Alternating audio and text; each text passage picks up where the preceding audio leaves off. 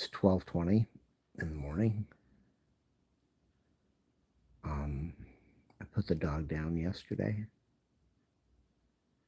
For those of you that have followed the story, um, my nervous system is just so screwed up now. I'm freezing. I'm literally freezing. I just ate right before midnight. Um, boy, it is really cold. I'm covered up and trying to warm up. Um, I just missed the dog. I don't regret what I did. As I think about it, as I think about her laying on the floor at the hospital, getting her the injections to put her down. She didn't even fight. She laid on the floor. I think she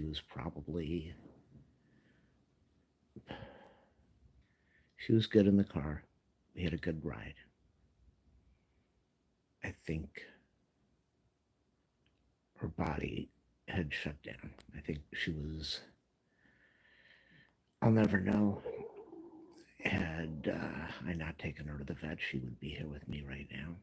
She had an appointment tomorrow. They probably would have said, keep giving her medication. We'll see what's going on. Had I not pushed it. So, um, I think she might have lived another couple days, another couple weeks. Maybe not even that. Because when I think about when I said, let's put her down, she turned away from me. She was shutting down. I don't know that she was weak.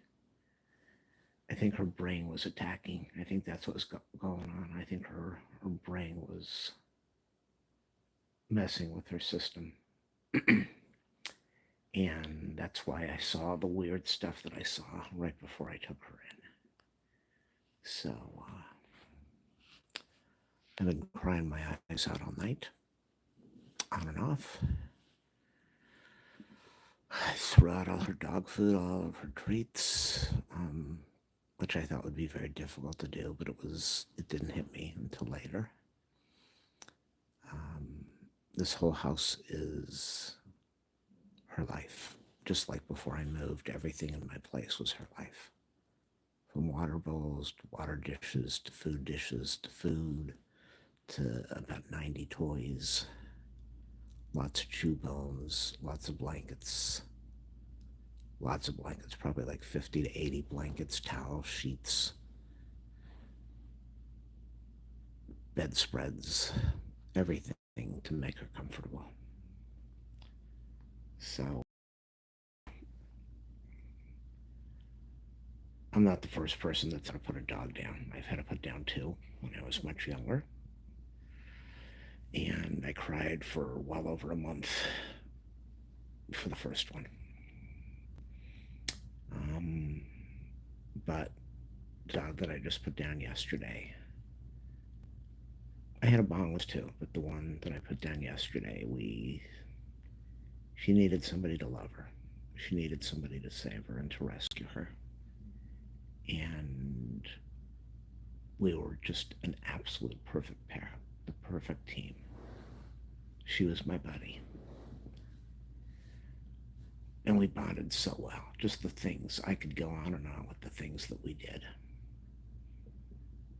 She adored me. She absolutely adored me. She would stare at me for hours a day until she lost her vision. She would stare at me all day, watching what I was doing. Before I moved here, she'd sit in the massage chair and just look over at me laying on the bed watching TV, and she'd stare at me. She'd sit on the floor and look at me. She was constantly looking at me. And I would look in her eyes and say, what are you thinking of? You know I love you. And she would jump on the bed and snuggle up next to me. She'd jump in the bed at 7 in the morning and land on my chest, like wake me up, take me for a walk. She did really good. She didn't have many medical issues or health problems until the very end when everything kicked in.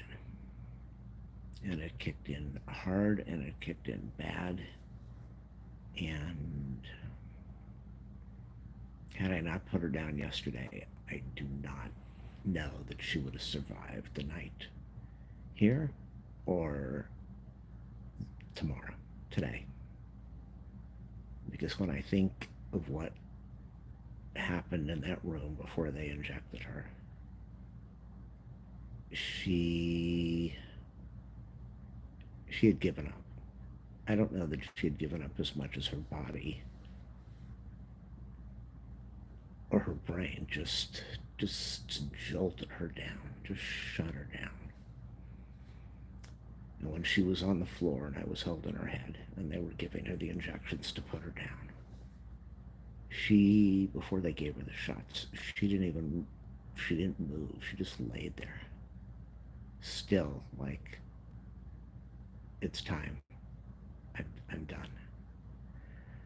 So, um, I am absolutely frightened to go to bed right now like a little child. Since I moved in here to be a caregiver for Mom, I've slept on the sofa in the living room. And that was where the dog slept. She slept behind the sofa. She has a doghouse in the living room that, even though she was blind, she was able to maneuver and get in the doghouse. She actually hid 2 chew bones in there yesterday. So she was able to function, she was able to think, she was able to maneuver around. She could walk between the sofa and the furniture, which is only like 8 inches, a foot.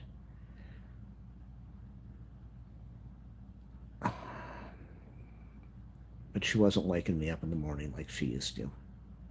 And she was petrified to walk. I could get her down the lawn. She had a hard time getting to the car when we left the vet every day. She didn't want to eat. Normal dogs eat in the morning. Normal dogs eat when you give them treats. Normal dogs eat food. She would eat some human food, but anything else, she would just look at the food like, I don't want it. I'll eat later. She was eating, I think, to because she was starving. And she wasn't eating because she was like a normal dog eating to eat because they eat. And then she really didn't drink a lot of water today. Her body was shutting down. And like I told the vet, I said she didn't deserve this. She probably wasn't even more than 7 years old, 8 years old. She had a lot of years left in her. She was a tiny little dog. They usually live to 14 or 16. So I'm petrified to go in the living room. My neck is killing me. The muscles in my neck and my head are so tight. I just ate. I'm stressed. I turned around and looked at the doghouse where she would normally be at nighttime, right behind the computer chair, staying there, waiting for me to go to bed. And I looked down and she wasn't there, and I just snapped and started crying. And then what would normally happen is I'd walk into the living room and I'd say, Cookie Zoo, I'm going to bed, come on. And even blind, she'd wobble into that room, climb over the towels. I don't know how she did it, but she knew that with the blankets and towels on the floor and the table about 6 inches away, she would walk around the blankets on the floor and get on the carpet section, that one little tiny strip, and then walk over to the sofa and squeeze between the sofa and the furniture, go behind the sofa and go to bed on the blankets that I had back there by the blinds. And then normally what she would do when she was well is she would wake me up at 6 in the morning. Well, before when she recovered the vision, she was waking me up at 2 in the morning. She would wake me up at 2 in the morning because she had to go to the bathroom. And we'd get outside and it'd be freezing, and she'd do her little thing, and then I'd give her prednisone. And then I'd go to bed, and she'd wake me up at 7, and I'd get her outside again. And we had runners all over the place because prednisone destroys a body, kind of. And she would pant constantly, which is normal side effect. She would drink tons of water and pee all over the house, and she would have the runs constantly because that's what it makes you do. So the prednisone was used to give her her vision back and to get rid of the inflammation, but it also stops the immune system from working. So it's kind of like a two-way street here right now. I'm thinking, I'm not a doctor, I don't know, but I'm thinking the prednisone got rid of the inflammation on the optic nerve. And there was also inflammation on the brain next to the optic nerve. So the brain caused her, the inflammation on the brain caused the vision to go. So she went on prednisone, which stops the immune system from fighting the body, and it also stops the immune system from protecting the body because it's an immunosuppressant. It shuts down the immune system. I didn't understand it well. I didn't understand much of what I was doing, and I kind of regret what I did, and I kind of don't regret what I did as I think about what happened. I was blaming the prednisone, thinking she got her vision, but the immune system stopped working. She got a bile duct infection. Her liver enzymes skyrocketed. Her gallbladder and numbers skyrocketed way off the charts. They had to send the blood out to a lab to get the proper reading. So the prednisone gave her her vision, but it also stopped the immune system from working. And so as I think about what was going on, we took her off of prednisone about 2 weeks ago, and she lost her vision within 2 weeks.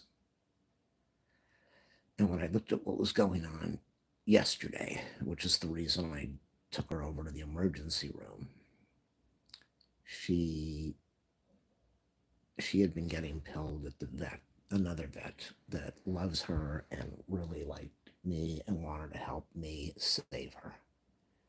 They offered to do it because you go into a vet and have them pill a dog that's $45 to $65 each time. And they just said, we like you, we want to help both of you, you've been a good client. And so they were pilling her because I couldn't. Every morning we'd go there. They even showed me how to do it. And I said, I can't do that. I can't put my hands in her mouth and down her throat and get those meds inside her. But the meds were keeping her alive.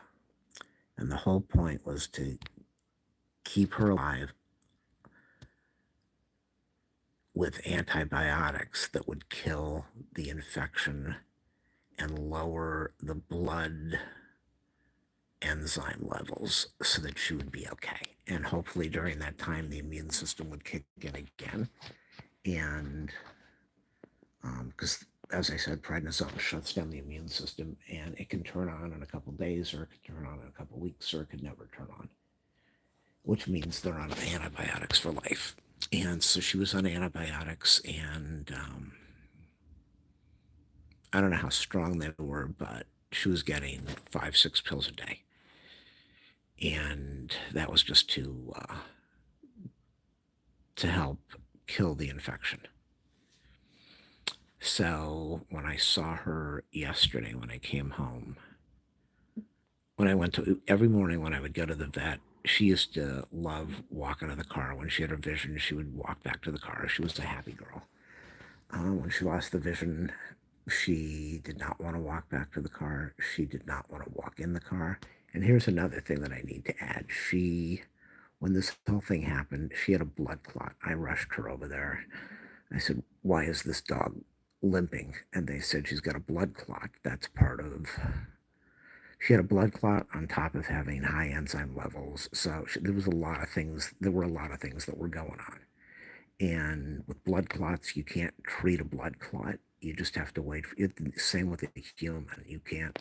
You go to the doctor and they say you have a blood clot. They don't open you up and break up the blood clot. And that blood clot could go into your brain or your heart and kill you. But they just say you're going to be on blood thinners the rest of your life so that you don't get more blood clots, and they let the body break down the clot that's in there. Hopefully it breaks it down before it kills you. So she was limping a little bit, but she was still moving around. I don't know that the walking problem was caused by the blood clot. It might have been. She didn't really. She was always. I always called it bunny hopping. She had something on her spine called the spondylosis, which is, I guess, the vertebrae doesn't match up right in one area. So she bunny hopped. We would walk down the street and she'd bunny hop on her back legs, and she had no problem moving around, and it was hysterical to look at. And so she started limping a few weeks ago, maybe a month ago. And so what I noticed the last few days, last week, taking her to the vet, she didn't want to eat. But as I said, normal dogs eat a couple times a day or more. And she didn't eat for sometimes days at a time. And I had a plate. I had 13 plates of food out here, from salmon to different kibbles to different treats. And she would look at it, and sometimes she'd want it, other times she didn't. And when a dog's not eating, you know something's wrong. And then she would drink a little bit. When she was on prednisone, she was drinking dishes a day, like two to three dishes, 2 to 3 huge dishes a day. And then she'd pee all over the house. The carpet's stained everywhere, which I'm working on. I'm not going to do it. I just lost her. I don't really care right now. My mom's flipping out over the stains, but I don't really care.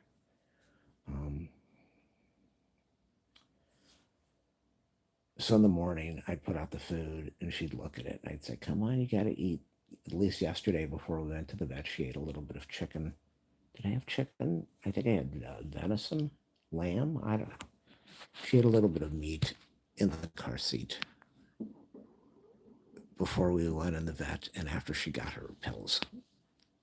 And then she went home and slept. That's how you know something's seriously wrong with a dog, when they don't want to eat. And a lot of dogs, they just don't eat and their body recovers and they're fine. This was going on for weeks. So she wouldn't eat. She didn't drink much now, as she did a couple weeks ago. Take her out to the lawn. Take her out to go for a walk. She'd go next door, chew on the lawn. She wanted to chew on the lawn. They do that because they want the nutrients from the dirt and the grass, and it also helps them throw up. But the thing is, she wasn't throwing up from this. I think there was something in there that her body wanted. So she's not eating. She's going out trying to eat some stuff to throw up. She was on the antibiotics. She was on the blood thinner for the blood clot. She was on. She wasn't eating, so they put her on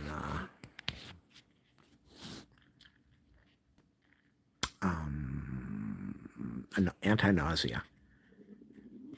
They'd say, give it to her if she's nauseous, and I'd say, how do you even know that a dog is nauseous?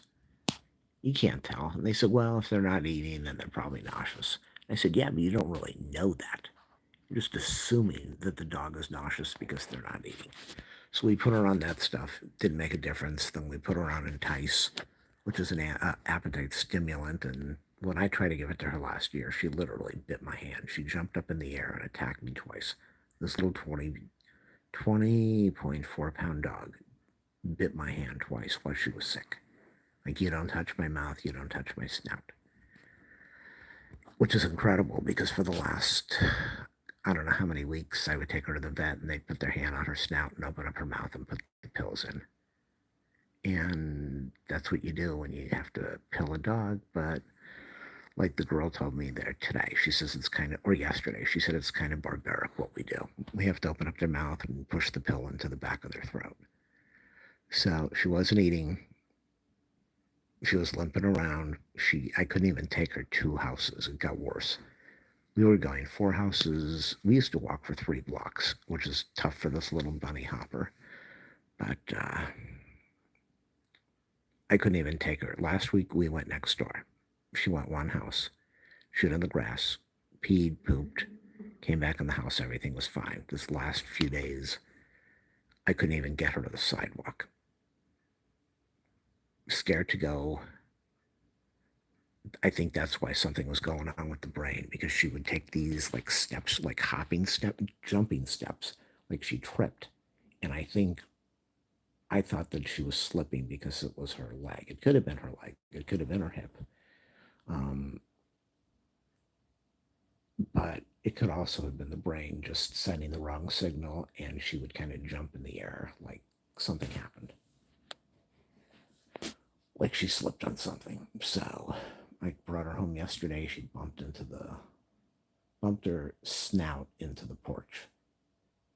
A week ago when she had vision, she was literally jumping 2 steps up in the air to get up there. And that vision was not good vision. That was probably shadow vision or partial vision.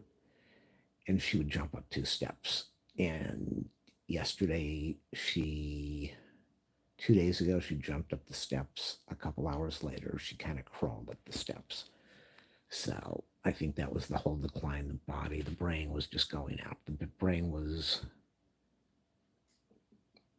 when you get optic neuritis, when you get the inflammation on the optic nerve, like I said, it's the brain that has that little section of her brain right next to the optic nerve had inflammation. And so that's inflammation of the brain. Is it, I believe, what's the word? I think it's encephalitis. I could be wrong. Um, so if you have inflammation of the brain, I think that's the right word. Your brain's not working. Your brain's being attacked. She had an autoimmune disease, which we didn't find out about until we did the MRI on her to find out why she lost the vision, and they found all the stuff. And when you look at optic neuritis and inflammation of the brain, um, encephalitis, or I'm trying to think of the right word. That section of the brain has a name, and that's where the inflammation was. And what can happen is you can get um, inflammation starts spreading all around the brain over there. And I think that's what happened within the last couple days. I don't know. They told me today or yesterday, they said we could do the MRI, but we'd have to shut her down. We'd have to medicate her or do an MRI, and it's going to be very hard on her system. And it would be, because she's on all these medicines. And I think at this point, they just said, she's sick. This dog is sick. You can spend $7,000 and do another MRI on her, and you're going to find out that this stuff is spread all over her brain. And you need to put her down. So,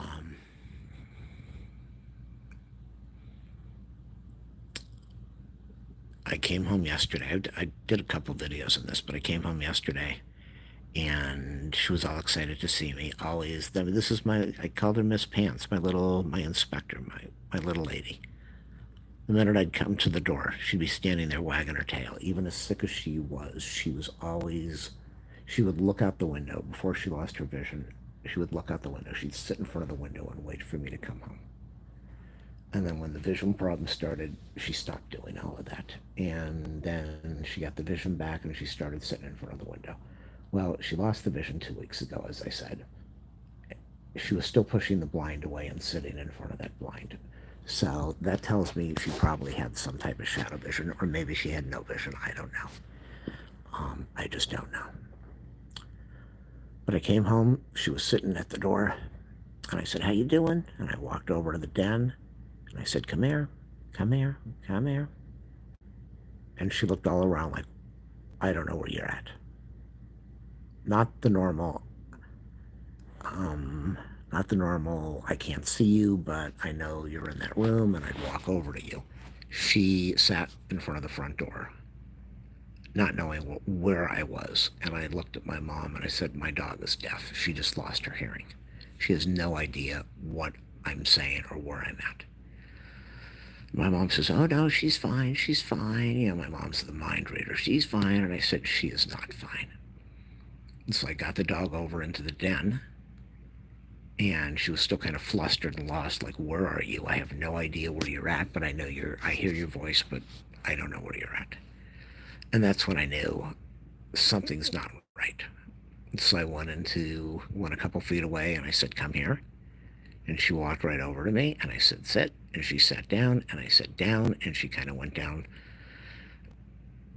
I got her 7 years ago. I trained her, and every trainer that saw her said, this dog is so smart. Your dog is so intelligent. We were doing things she had never been trained with before, and she would just do them. She knew. So she got down on the floor, and then she sat up. I went in the kitchen, and I said, I'm going to feed you. She got all excited, and I went in the kitchen. I got some chicken, Costco chicken, and I diced it up on the plate.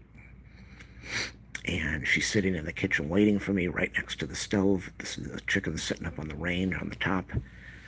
And she knew what the chicken was. And I went out of the room and I said, here. I said, here's your chicken. Here's your chicken. And she walked around in a circle and looked back up at the range. And I said, here you go. She went around in a circle.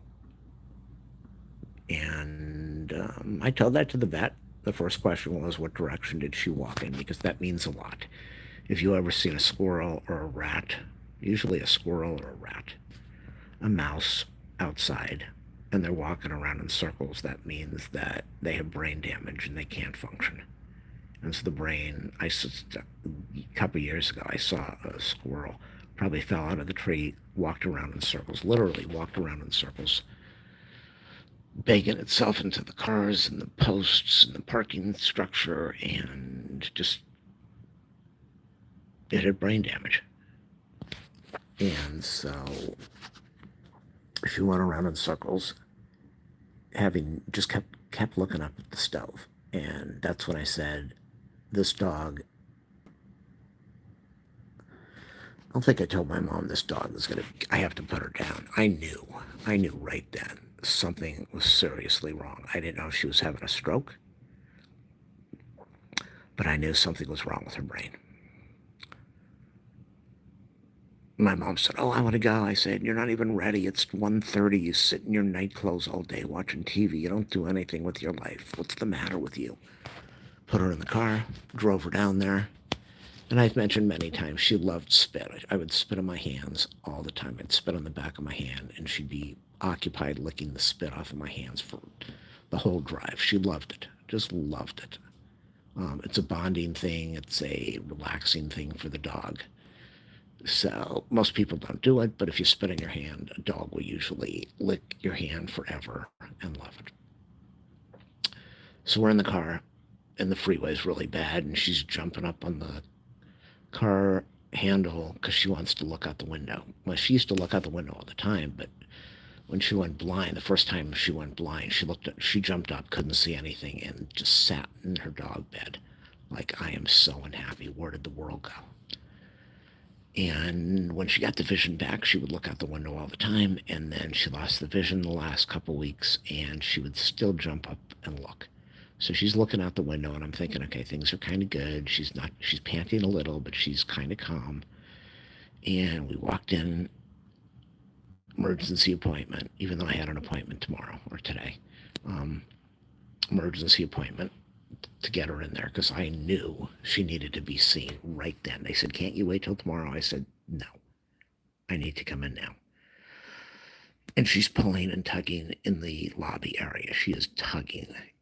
It's like she's smelling something, and her brain is saying, go towards the scent. And I told them, I said, we got to get her out of this lobby. She is losing it. She's losing her mind now. She's very uncomfortable here. We put her in the room. I talked to the vet. I told them what's going on. I said, look, this dog, you guys keep telling me we're going to do a test in another couple of weeks. You're going to let me know what the results are. The dog is doing better.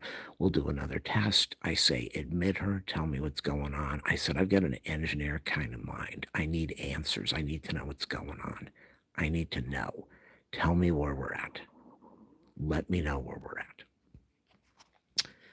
And I said, not only am I taking care of a dog that I can't pill, I can't walk her, I can't feed her, she doesn't want to drink, I'm also taking care of a mother who's got dementia, and I'm her caregiver. And I said, and I am literally falling apart.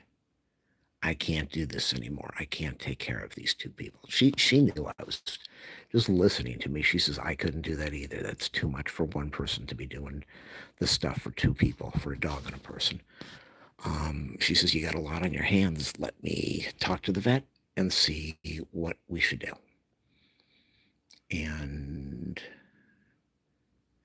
what did they do? Did they take her out? Yeah, they took her out of the room. They examined her for a little bit. And she came back in and she said, I talked to the two internal medicine doctors that have been helping you, and they agree you're making the right decision to put her down. And I said, I knew when I got in the car she wasn't coming home. I knew. I just knew. And I said, okay, we need to do this. No emotion at all from me. I was shocked because I've been crying all night. No emotion from me. All logic, no feeling. I said, she can't live like this anymore. I knew things were bad.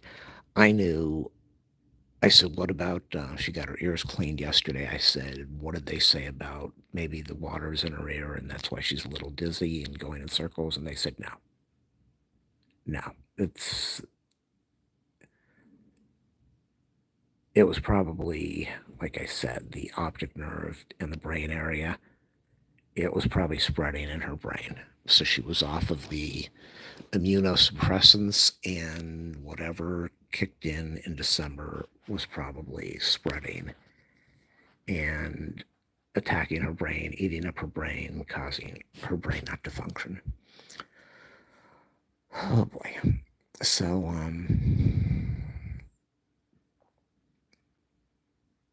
so they said, what do you want to do? You can be in the room with her or you can leave her with us and we'll take care of her. And I said, I can't be in the room with my dog. I said, I love her. I can't watch this. I can't be there. I can't do this. And they said, okay, that's fine. That's all right. And they said, you wanna hug her and say goodbye to her? And I said, yeah. And I'm walking down the hallway and I said, I can't do this. I can't leave her alone by herself. I need to be there. I don't want to be in there with her. I have to be. I've got to be next to her. I just couldn't abandon her.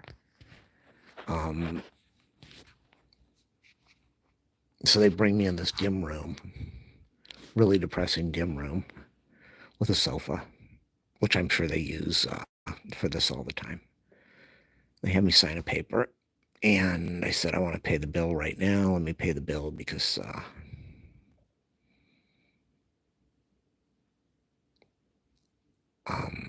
I don't want to deal with this and then stand out there and start paying bills.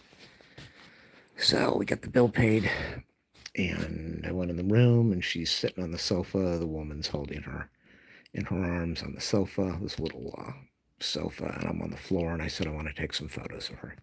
And I'm the kind of person, I don't believe in taking photos of, if somebody's going to die, you don't take their picture. I see these people do this on the news all the time. Grandma's in the bed, she's ready to die. They're going to pull the plug, but they take a picture of grandma before they pull the plug. I just think that's disgusting and morbid. But this is my dog, and she's alive, and she's still functioning, and it's not a photo. I haven't looked at it since. I've got probably 4,000, 5,000 photos of her in 7 years that I will look at. I've looked at a few tonight, and I love them, and I smile, and I think she's the goofiest, silliest, little, most loving dog in the world. And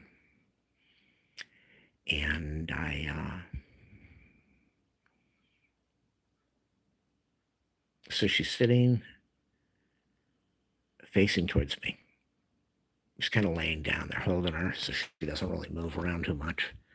And I said, hey, look at me, look at me. She didn't want to look at me. She had her head turned towards the right. Was that the brain causing that? Because remember, I said she walked in a circle, going in a circle towards the right. I don't know, but she kept on, she wouldn't look at me. I said, look at me, I love you. I got some pictures of her, and then I kissed her face, kissed her snout, kissed her head. I said, it's been an honor to take care of you. I love you. You mean so much. I don't even know if I was crying then. I just wanted her to know. And she doesn't understand, but she knew. She couldn't look at me. She looked at me, turned away, and part of me thinks, did they give her a sedative before they put her in that room? Because she was just so calm and quiet. Um, and when I drove her there, she walked in the hallway, so I'll never know if they gave her something to just quiet her down a little bit. But I took some pictures of her. I don't know how they came out because I haven't looked at them. Not sure I want to look at pictures of her the day a couple hours after she died. So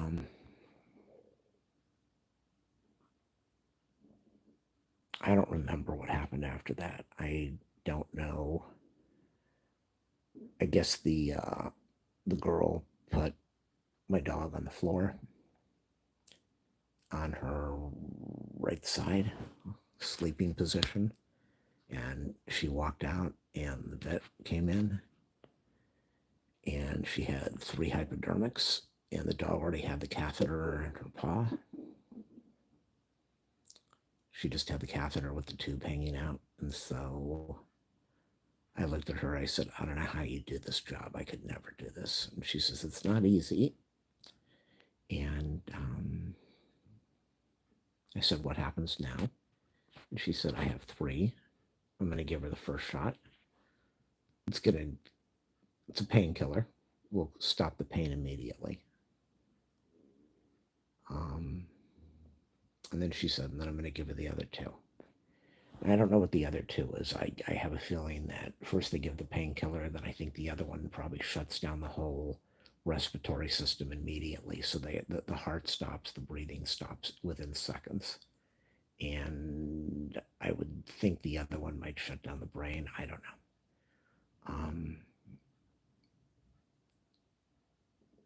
I think I have my hands on her head, holding her head while she's laying down on the floor, absolutely still. And I remember seeing I looked at the hypodermic. She gave her these were big. These things were huge. She gave her the painkiller and then pulled it off of the catheter really fast and cooked up the other thing. And I had asked her, I said, how long is this? And she says, it's less than a minute. And she had given all 3 syringes within a minute. And I looked at her and I said, is she gone? And she put the stethoscope on her heart and said, yeah, she's gone. And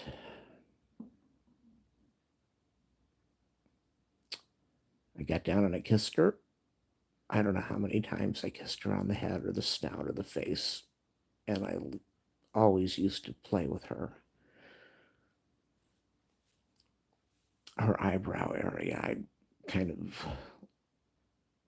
rub her forehead. And I looked and I said, her eye is open. And she says, yeah, that's normal. It will close. And that, when I think about it, it was the perfect thing because she always used to stare at me and look at me. She would, like as I said, she's constantly watched me. And when she died, she had her eyes open and she was looking at me. Whew, that's hard to say. That is hard to say. Wow, wow, wow, wow. And I grabbed the harness and I said, where's the leash? And they said, it's probably outside the door. And they got the leash. And I walked outside the room. I didn't even stay in there. I'm sure they picked her up. They said, they gave me options. Do you want a private cremation?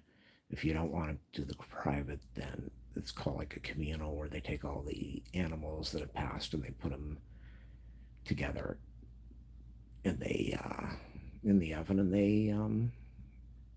they cremate them. And I said, I don't want her ashes. I don't want to remember her with an urn of ashes. I got pictures and memories. I don't want an urn. So I grabbed the leash and the harness and I walked out the door into the lobby with a little Kleenex. And I was crying my eyes out, absolutely hysterical. Totally hysterical. And they knew. The woman behind the counter, she walked out. She said, "Can you drive? Are you okay? Do you need some help?" And I said, "I'm fine." And I guess I was crying enough and loud enough where that lobby, which is huge, just became silent. I don't remember it being silent. I just remember everybody looking up. Everybody looked up at me and they froze and just stared at me. And I walked out of there crying. God, I was crying so hard. Got in the car, could barely see where I was going. Got on the road, drove over to the vet that was pilling her. And thankfully, they did that. They gave me some extra time with her before she passed. They gave me probably a few weeks when it kept her going. But also, keeping her going is why she fell apart. But I got some good time with her. I parked my car, I walked in, and the two women behind the counter, I had shown up probably a few hours before, brought them some pizza, brought them two pizzas, thanking them. I would always bring food, cakes, food, muffins, thanking them for pilling this dog and helping me save her. And I walked in, and they looked at me, and I was crying hysterically.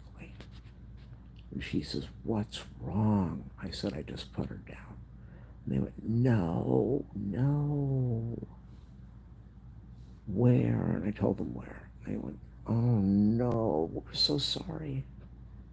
And I said, "Just tell everybody here. Just thank everybody for helping me, for helping her." And one of them was turned away because I think she was trying not to cry. And the other looked like she almost had tears in her eyes. If she might have, I don't know. I just walked outside for the last time walking out there because I was there this morning. I was there every day getting her pilled. It was a routine, almost to the point where I would say, "Let's go for a drive," and her tail would wag. Even when she was blind, her tail would wag, and she was all excited. "We're going for a drive. We're going to go in the car. We're going to see all the people. They're going to push the pills in my mouth, and then I'm going to go home and take a nap." And I drove home crying my eyes out. And that's what I've done on and off all night. I threw out all her food, all her treats, all her pills, all her medicine is completely gone. Um, it's pathetic. Just the things people say. Somebody said, "Next time you get a," my sister, she says, "Next time you get a dog, don't get one that's so needy."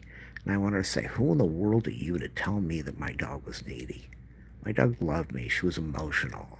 I was there for her. I loved it. I loved taking care of her. Then she would go to the bathroom on the floor. I would clean it up. When I thought she had a problem, I'd go look and I'd say, "You got poop balls on your butt," and I'd pull them off with my finger because it was easier than using a towel.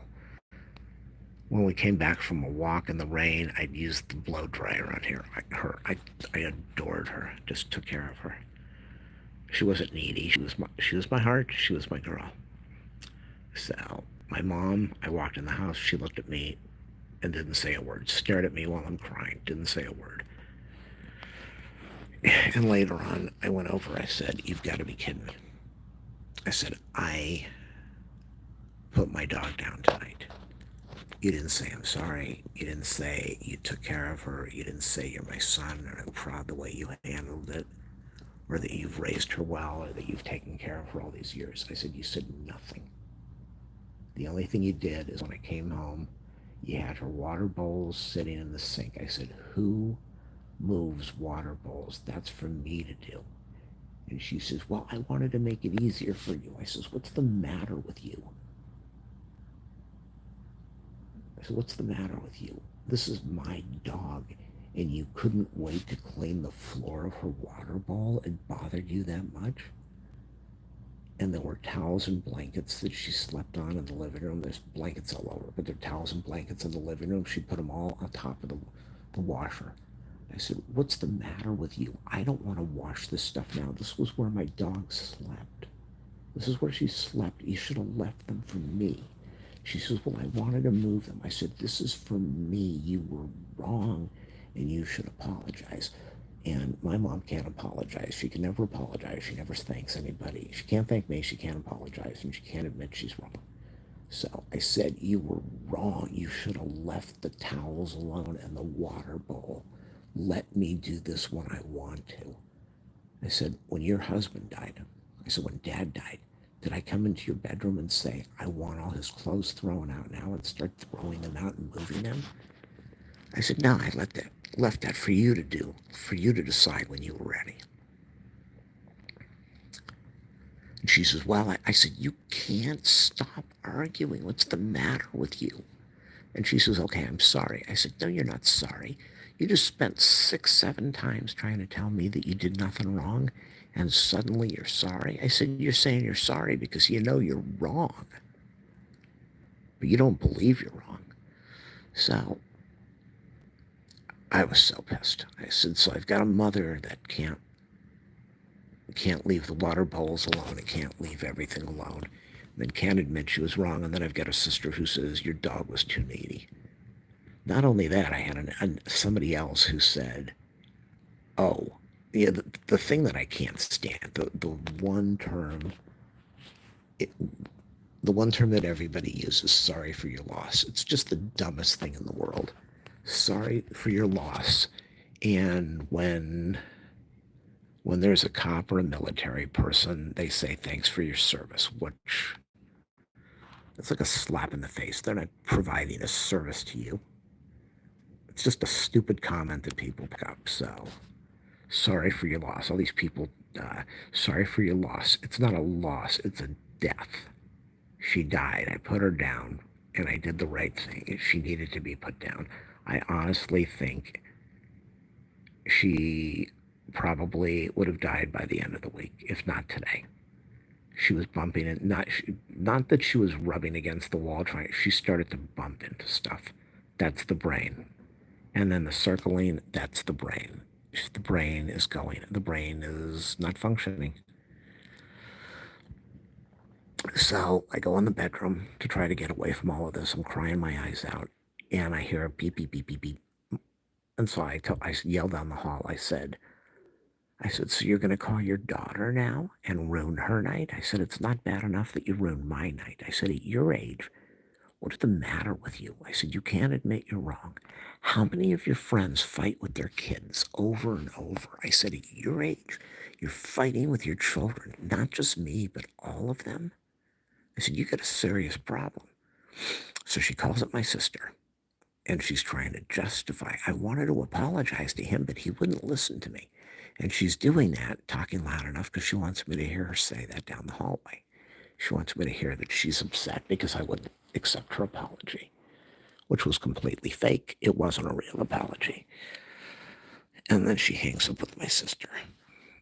And then she comes back over and starts talking to me. And I said, what is the matter with you? You can't leave this alone.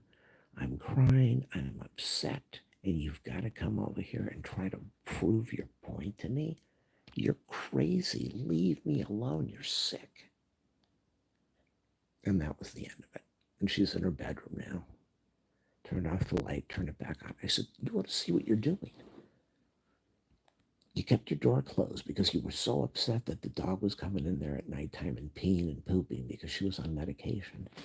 And at your age, the only thing that matters to you is having a spotless carpet. You don't care about a dog. You don't care that the dog's sick. I says, you have accidents constantly.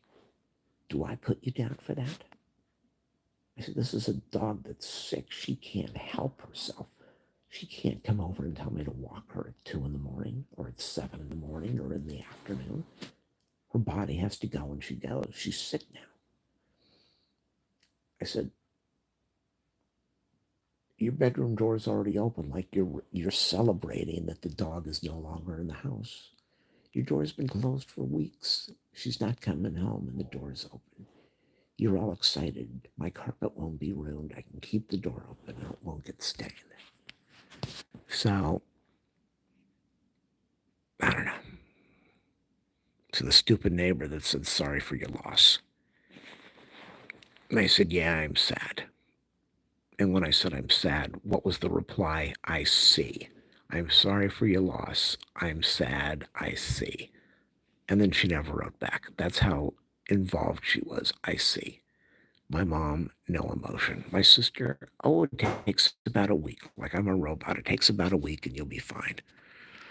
Well, yeah, I know. You think you're a doctor and you give advice to everybody. It takes about a week to be fine. I've taken care of this dog for 7 years. I won't be fine in a week. I probably won't be fine for a long time because everything reminds me of her. So I'm sitting in the bedroom and I decided I'm really weak. I'm really tired. I'm freezing. I'm exhausted. I'm ready to pass out. My neck muscles are killing me. I'm starving. I'm tired. I need to go to sleep. But if I go in that room, I'm going to think of her. I'm going to start crying. And I'm petrified to go in that room. And I turn around, and right behind the chair is a doghouse, which I built.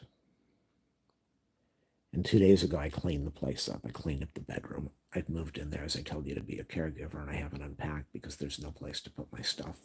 And the place is a living hellhole.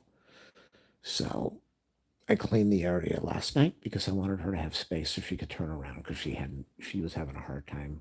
Obviously, now that I think about it, the brain was going. And she had a hard time. She was able to back up and turn around, but not like she could a week ago. And I found brand new harnesses and leashes that I had bought for her. She always wore hot pink leash and a special harness that I bought for her. And I bought a bunch of them because you have to buy them from a place in Texas. Nobody else sells them. And I looked at them last night and I said, I want to put these on her. I'm going to put them on tomorrow so she can have some new stuff. Well, I put her down yesterday, so she's never going to get to wear them. But she wasn't in the doghouse, and I just broke down crying again. So, all right, people. It's been a tough few months.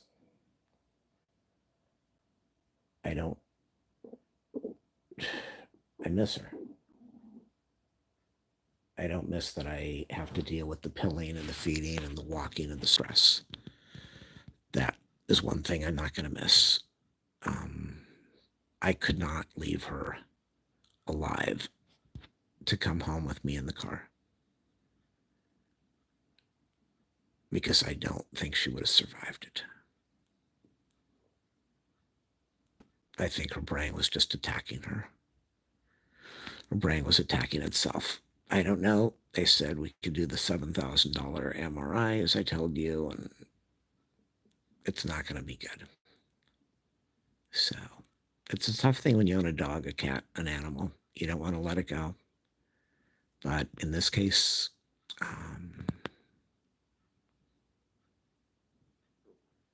she probably would have been walking into furniture. She probably would have hit her head. Tomorrow or the next day, she probably would have banged her head going into the vet. I just think her system, autoimmune disease, her system was attacking itself. It's like an allergy or a virus. It's like an allergy. It starts attacking, and you got to shut it down somehow. And that's why she's not with me tonight.